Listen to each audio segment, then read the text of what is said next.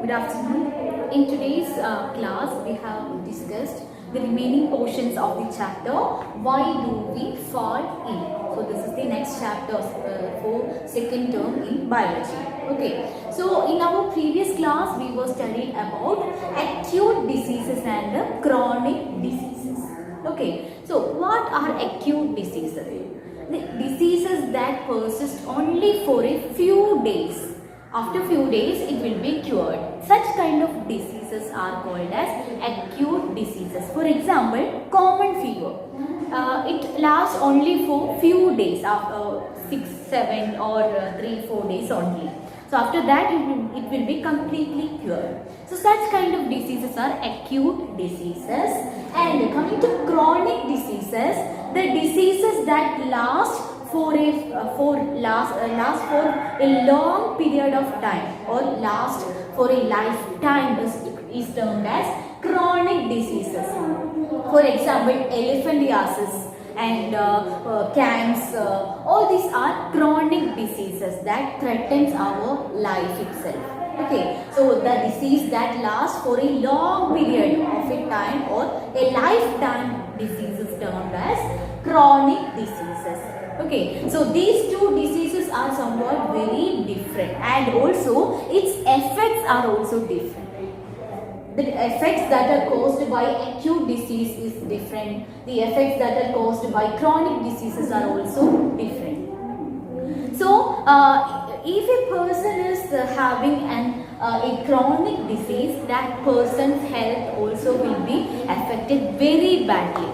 How? Because if a chronic disease is occurred like cancer, that will lead to many effects in the body of the individual for a long period of time. It is very difficult to cure that disease. But coming to the acute diseases, it can be cured very easily and the person will get normal state after that period. Right. So, in the case of this chronic disease, the effect on the health of a person is very worse, and that is persisting for a long period of time. So, we can say that the prolonged general poor health condition will be there if the person subjected to a chronic disease. So, we can see that the chronic diseases have a very hazardous health effect in human beings and all other organs. Okay, so it is a threatening disease for the life of all the organisms. And coming to the causes of diseases, there are different causes for disease. For example, environmental factors are there, the lifestyle diseases are there, then by the diseases that are caused by the microorganisms are there. So like that, the causes of diseases are many. There are lots of causes for diseases, right? So based on that, if a child is affected with a disease, loose motion, it's a condition, loose motion, we can say, first we can predict that that may due to the presence of an infection, or it is due to the infection of a microorganism, right? So that the infection, the loose motion in a child by drinking unclean water, it is due to the presence of an infection in the body of child. We can predict that. So that is one cause for the disease. Okay, so we can say that it is an immediate cause. Based on the cause of disease, there are two causes are there: immediate cause and a contributory cause. So immediate cause is due to an infection. Either the disease came by an infection by a microorganism or a microbe. Okay, then coming to the contributory causes, maybe that same uncleaned water may be drunken by other children and also other people, but they don't get the disease or they don't get the loose motion. Why? Because maybe the affected child may have a poor health, or that child did not have the proper nutrients in his body, and thereby the health is somewhat weak for that child. That is why he is affected with that loose motion condition. So we can say that is a contributory cause, contributory cause, the lack of good nourishment in the child. Lack of, so we are discussing about the case of loose motion. Okay, so lack of proper nourishment. So the health of a child will be get weaker, and also when he is subjected to the unclean water, he is suddenly get affected with that with the microbe or infection. So that is one of the causes. Lack of proper nourishment for the child is one of the reasons. So that is considered as a contributory cause. And why the child did not get a clean water?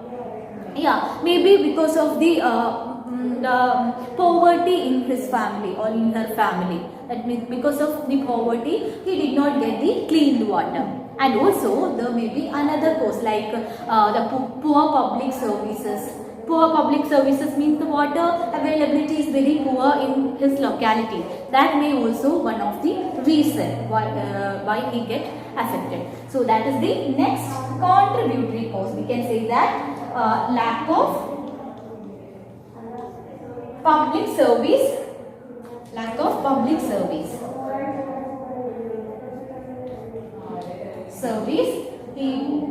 Public service. Due to that, he didn't get the clean water.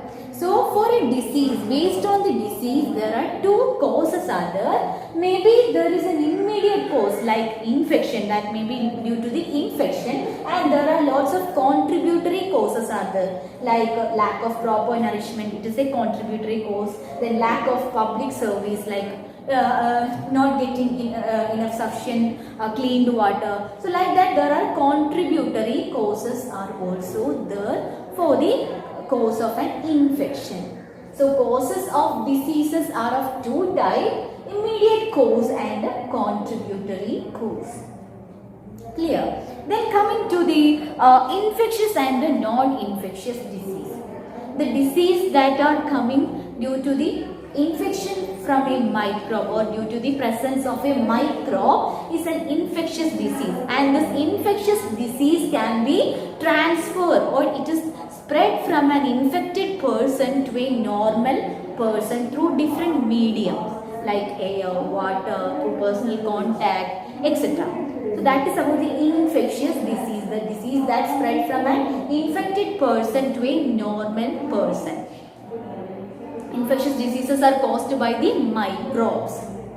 Okay, and for example, the diseases like fever, then lots of diseases are there. So fever is a infectious disease, coronavirus, corona disease. All these are the infectious diseases.